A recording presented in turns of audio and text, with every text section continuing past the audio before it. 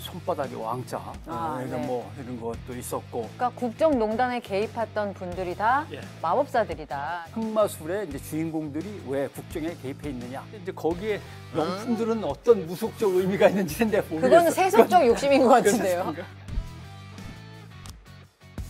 김건희 씨에 대한 특검 수사가 이어지면서 무속인들이 무려 국정에 관여했다는 의혹의 실체가 드러나고 있습니다. 그런데 이 상황 낯설지가 않습니다. 계속 반복되는 정치와 무속의 부적절한 관계, 이유는 무엇이고 어떻게 해결해야 할까요? 순식간에 지나간 뉴스 속 진짜 중요한 이야기만 짚어드립니다. 뉴스 지나갑니다. 저는 윤진아입니다. 우리가 지난번에 통일교와 정치의 관계에 대해서 사이비, 이단 전문가, 그래서 나는 오죽하면 신천지가 솔깃한다 라는 그 고백까지 해주셨던 변상욱 대기자 다시 모셨는데요. 오늘은 본격적으로 무속과 정치의 관계에 대해서 좀 여쭤보려고 합니다. 무속? 다들 저만 봤잖아요? 그죠? 안 봤나요? 우리 어머니가 나 때문에 보고 오신 적이 한 번 있는데 저는 한 번도 본 적은 없습니다. 이야, 예. CBS에서 트로피라도 줘야 될 것 같아요. 예. 재미로라도 보잖아요. 왜냐하면 그만큼 우리 일상에서 굉장히 좀 편한 소재고 그것에 따라서 중요한 결정을 하진 않지만 그래도 불안할 때 보고 약간 심신 안정제 같은 그런 측면이 있거든요. 그런데 이번에는 좀 다른 게 정치에 관여를 했다. 그리고 중대한 정치사에 관여하는데 중요한 논거가 됐다. 이게 문제인 거겠죠? 그렇죠. 윤석열 정권에서 특히 이제 무속과 관련된 얘기들이 많이 나왔습니다. 뭐 손바닥에 왕자, 뭐 이런 거. 그다음에 대선 캠프에 건진법사가 들어가서 건진법사가 왜 김건희 씨의 이렇게 뒤통수를 누르면서 이렇게 끌고 다니는 장면도 나왔고, 대통령실 이전에 있어서 명태균 씨가 아마 내가 그 김건희한테 절대 청와대 들어가면 안 된다. 청와대 가면 죽는다. 우리 지리산 도사님께서. 내가 뭐라 하대. 경호고 나발이고 내가 그거 가면 뒤질락한테 본인 같으면 뒤질락하면 가나. 근데 상식적인 얘기입니다. 예를 들면 이승만 대통령은 청와대가 옛날에는 경무대였습니다. 이름이. 경무대에 이제 자리를 잡았는데 쫓겨났죠. 왜? 박정희 대통령은 흉탄에 숨지고 말았습니다. 전두환 감옥, 노태우 감옥. 뭐 거기 머물렀던 사람들의 상당수는 감옥에 가거나 죽거나 했다라고 하는 점에서 그럼 명당을 어떻게 골랐길래 거기가 명당이라고 하느냐. 산을 등지고 있고 풍수지리적으로도 굉장히 좋은 거 그렇죠. 아니에요? 예를 들면 명당 자리의 기본은 배산이죠. 그러니까 뒤에 딱 산이 버텨서 품어주고 있어야 되는데 그게 이제 북악산인 거죠. 그다음에 자청용 우백호로 지키는 산들이 좀 중요해요. 이쪽에는 인왕산이 있고 그 낙산이 있고 그다음에 쭉 내려가면 당연히 남산이 있고 멀리는 한강이 있어요. 그러니까 배산 임수가 되는 거죠. 그리고 나쁠 게 하나도 없는데 왜 쫓겨나고 죽는 것이냐. 흉한 기운이 10년에 한 번씩 쳐들어와서. 아니 흉한 기운이 안 들어오니까 명당이라고 해야 되는 건데 뭐 명당이 아닌 거든지 뭐 많은 청와대에 관한 얘기들이 있었는데 이제 명태균이 들어가지 마라. 그러니까 엄청난 돈을 들여서 용산으로 가라. 다시 청와대로 좀 가야 될 판이. 네, 맞습니다. 가기로 했어요. 예. 그다음에 노상원이라고 무속인이 있었죠. 버거보살 말씀하시는 건가요? 그렇죠. 네. 예. 내란 사태의 주범인 노상원도 뭐 무속인이다. 김건희 씨의 논문 자체가 유지 논문 자체가 운세와 사주 뭐 이런 거와 관련된, 그래서 상당히 이제 영적인 사람이다라고 하는데 지금 그 특검의 이름 자체가 김건희와 명태균 건진법사 관련 국정농단 및 불법 선거 개입 사건 등 진상 규명을 위한 특별검사.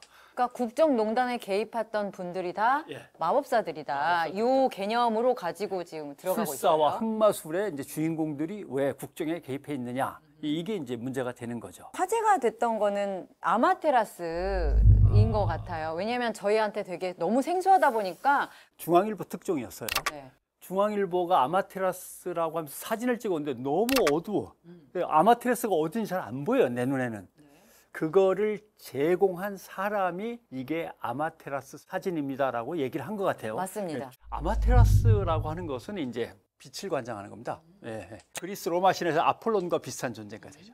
예를 들면 이런 게 있어요. 아마테라스가 어느 날 삐졌어요.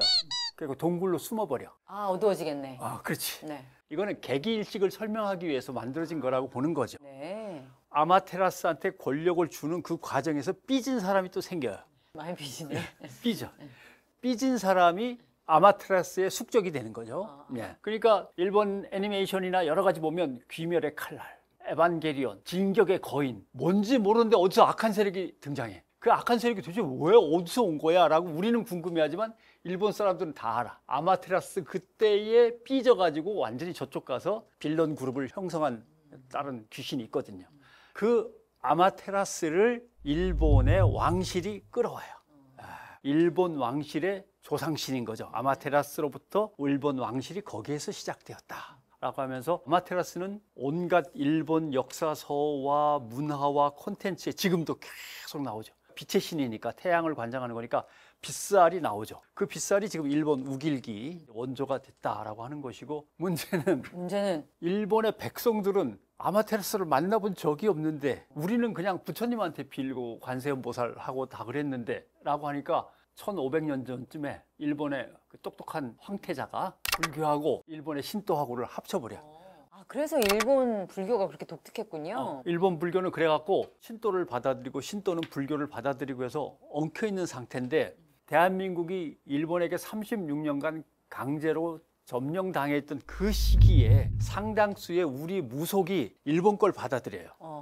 그러니까 건진법사가 아마테라스를 받아들였을 가능성은 충분히 가능은 하죠. 근데 본인한테 물어봐야 돼.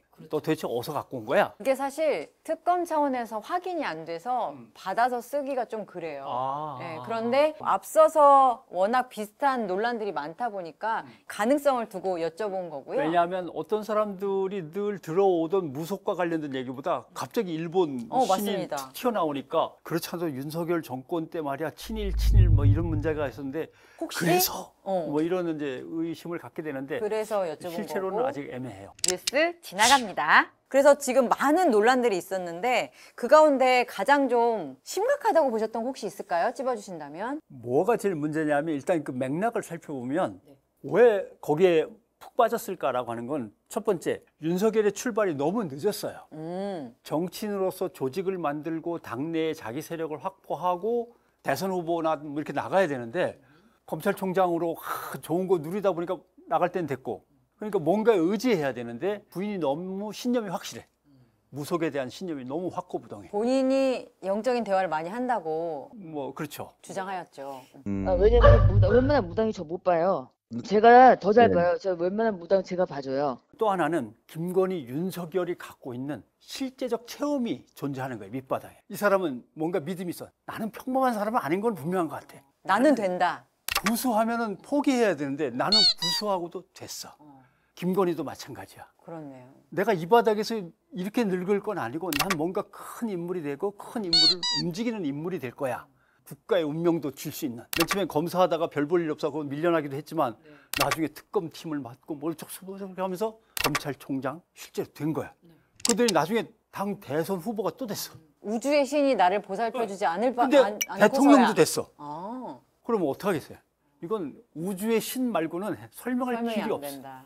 이게 위험한 거죠. 왜냐하면 국정이라고 하는 것은 관료들이 있고 관료에 떠받치는 조직이 있고 그다음에 자문위원단이 있고 그 사람들의 전문적인 의견을 들어가지고 그걸 갖다가 검증을 거쳐서 국정이 나와야 되는데, 명태균이 가면 죽어. 그럼 그게 바로 국정이 돼. 그러니까 기본적으로 관료 시스템에 의해서 된다는 건 또 어떤 의미가 있냐면은 우리가 나중에 사후 확인이 가능하잖아요. 맞아요. 이게 어떤 절차를 밟아서 이런 결정이 내려졌다. 어떤 정보가 근거가 됐다. 그런데 지금 많은 것이 설명 안 될 때 파고 파다 보면 결국 또 무속이야, 마법사 또 누구야 이렇게 되니까 그게 문제인 것 그렇죠. 같아요. 그런데 이 정치랑 무속이라고 했을 때 과거의 정치인들도 솔직히 완전히 무속을 배제하진 않았잖아요. 예, 전두환, 노태우 때는 꽤 많이 있습니다. 뭐 점을 보러 다니는 대통령의 부인 얘기도 있고, 후계자를 누구로 삼아야 우리 남편이 안전하고 계속 유지가 될까요? 그건 물을 수 있겠네요. 이런 것들의 이제 질문들이 계속 가고, 정치 일정, 그다음에 안보 위기, 장관 인사 문제, 이런 것들과 관련해서 무속인들이 재미를 많이 보셨다. 조상묘를 옮긴 사람들은 국회의원, 대통령 후보 중에는 꽤 많았다고 흔히들 얘기를 하죠. 이회창 후보도 그때 대표적인 예로 꼽히고. 조상묘 바꿔서 성공하신 케이스도 있잖아요. 김대중 그 케이스 그러니까 이게 아닌가? 결과적으로 되면은 성공했다고 그러는 거고 그 김대중 결과론적이다. 선생의 정치 지도력과 인격에 의해서 됐다고 안 그러고 꼭 몇 자리 때문에 됐다고 이제 이런 얘기들을 하는 건데 좀 묘한 게 진보적인 정권이 들어서면 이게 좀 약해져요. 무속이랑 정치의 관계는 항상 있었는데 그게 이른바 정권의 어떤 성향에 따라서 정도가 달랐다. 보수적인 정권이 권력을 쥐면 권력의 뜻대로 하는 의지가 더 강한데 진보적인 정권은 지금까지의 성향으로 봐서는 시민단체하고 가까워져요. 학구적인 교수 집단하고 가까워지고 거기에 무속이 비집고 들어가기가 조금 힘들어져요. 점점점. 입지가 좁아지는 거죠. 그다음에 노무현 대통령은 결국 합리와 개혁 뭐 이걸 갖다가 기치로 내걸었으니까 거기서도 뭐 맥을 못 치고 박근혜 대통령 때는 뭐 어차피 오방떡 꽉 잡아서 최순실 여사가 우주의 기운을 받아서 대통령을 가스라이팅 했으니까 그때 무속 논란과 지금 무속 논란 이 수준의 차이를 보면 무속력이라고 해야 될까요? 최순실 때 무속의 국정 관련해서의 문제점은 기원의 문제였어요. 기원. 간절히 바란다라고 하는 표현이 최순실 때의 어느 정도 한계였어. 그걸 국정으로 갖고 들어와서 무속에 따르면 이렇게 하는 게 맞아라고는 못한 거지. 의사결정의 집행까지는 이루지 못했다. 다만 박근혜의 연설문이라든가 이걸 작성한다든가 박근혜한테 정치적인 조언을 하는 데 있어서 최순실이 나름대로 무속적인 기반에서 자기가 우주에 뭐 도움이 있으니까 계속하세요. 할 수 있어요. 간절한 기원이나 축원 이런 정도의 수준에 가까웠다면 김건희는 그보다 훨씬 더 구체적이고 정책에 직접적으로 반영이 되는 거죠. 우리가 그리고 그걸 확인했고 확인했죠. 예를 들면 꿈이 지승수환이 앙코르와트 가지 마시오라고 하니까 앙코르와트에서 휙 돌아가지고 그거 사진 찍으러 가고 한다든가 청와대에서 나오는 것도 거칠게 말하면 화이팅! 화이팅! 이 정도였는데 여기는 이쪽은 하라면 가자! 해. 해! 예. 그래서 물건으로 나타나고 일정으로 나타나고 이런 방식으로 구체화됐다. 예. 현실이 됐다. 근데 이제 거기에 명품들은 어떤 무속적 의미가 있는지는 내가 모르겠어요. 그거는 세속적 욕심인 것 같은데요. 그렇습니까? 아주 결이 다른 것 같습니다. 중요한 건 그거 같아요. 조상묘를 어떻게 옮기든 아니면 집안에 뭐를 깔든 그게 본인의 선택과 본인의 자장 안에서 그 결정이 끝나면 상관이 없는데 그게 일종의 국가의 자원이 투입된 방식의 의사결정이 필요할 때 예. 거기서 무속이 투영되면 이때부터는 이제 문제가 발생을 하는 거죠. 정치인들은 그래도 무속에 기댈 거예요. 왜냐하면 무속의 조직력도 네트워크도 상당해요. 그거는 약간 점조직 아니에요? 점조직일 것 같은데 예를 들면 옛날에 재벌 기업에서 인사 채용할 때 관상 사주 보는 분이 재벌 회장님 옆에 딱 있다가 재벌 회장님이 뭐 이것저것 물어보지만 마지막에 나가면 어때? 그러면 눈이 뭐 무슨 상이다가 뭐 까마귀 상이다 등등등 해서 뭐가 안 좋고 그 얘기를 듣는 우리의 입장은 당연히 앉을 사람이 앉았다고 생각했어요. 대 기자님이 입사하던 시절에는 관상가가 옆에 앉아서 너무나 당연한 조치야. 지금 저희 시대 아니 여기 계신 분들 시대에서는 그 기사 쓸 일인데. 왜 기사 쓸 일이? 그럼요. 바뀐 지 얼마 안 됐다. 우리한테는 너무나 당연한 역술인이 옆에 앉아갖고 조언을 하는 게 맞지 뭐라고 생각할 정도의 그 저변 속에서 역술인을 맨날 찾아가는 거는 관료, 장관 승진을 앞두고 있는 사람들, 승진을 앞둔 군인들, 그때는 군인들이 더 많이 갔겠죠. 거기다가 이제 각종 의사, 판사, 검사 등등 중요한 결정을 하는 기업인 사람. 이런 사람이 그 네트워크가 건진법사의 네트워크만 해봐도 얼마예요? 엄청난 네트워크잖아요. 명태균의 네트워크를 봐봐. 다 짱짱하죠. 네, 짱짱. 그러니까 배울 만큼 배운 사람들이 다 의견을 구했다. 정치인들이 정치에 가서 이 치열한 경쟁판에서 뭔가가 되고 싶은데 조그마한 도움이라도 얻어서 한 표라도 더 긁어 모아야 되는 상황에서 무속인이 갖고 있는 네트워크는 만만치 않아요. 네트워크가 곧 또 경쟁력일 수 있겠네요. 네, 엄청난 경쟁력일 수 있죠. 그것이 곧 정보일 수 있으니까요. 그렇죠. 뉴스 지나갑니다. 무속신앙은 일반 대중들 사이에 문화 속으로 코드로 잡혀 있어요, 이미. 그건 현실이다. 지금도 신문에 오늘의 운세, 주간 운세 다 나오잖아. 일면에 가면 김건희가 무속 때문에 망했다 이렇게 써놓고 뒤에 가면 오늘의 운세가 있다고. 막 욕하고 뒤에서 오늘 내 운세는 오늘은 물가를 가지 말아야겠어 이렇게 되는 거죠. 무속신앙에 대해서 어느 정도 믿으시는 분 하니까 25%가 25%. 이 기반이 있으니까 김건희, 윤석열이 가능한 거예요. 그리고 온라인 게임이라든가 온라인 소설이라든가 뭐 이런 데 웹툰이라든가 이런 거 보면 무속은 너무 가까이 와 있어요. 일본의 각종 애니미즘에 관한 것들이라든가 아니면 뭐 케이팝 데몬 어쩌고 저쩌고. 그것도 그리고 보니까 그렇네요. 그렇지. 다 악의 기운이 뭐 어쩌고 저쩌고 그리고 지배하고. 심지어 무당이었잖아요. 그렇네. 옛날에 강시 영화를 맨 처음에 우리가 봤을 때 이 친구들은 못 봤을 거예요. 강시 영화 못 당시 봤어요? 못 봤죠. 모르잖아요. 근데 팔딱팔딱 뛰는 강시 영화를 못 봤다고. 공포에 떨게 했던 게 있어요. 강시 영화가 나왔을 때, 야, 저런 후진 콘텐츠는 지금은 세상에 좀비 그러면 다 알아들어. 영화마다 다 좀비인데 뭐. 한국형 좀비에 유럽형 좀비에. 부두교에서 왔다.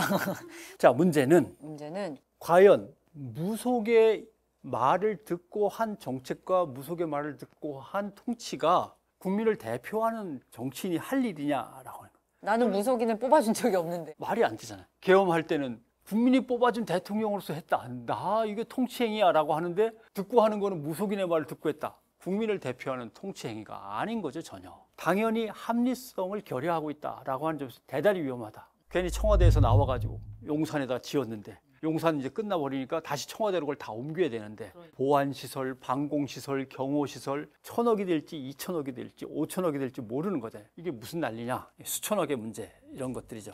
응징해야 돼.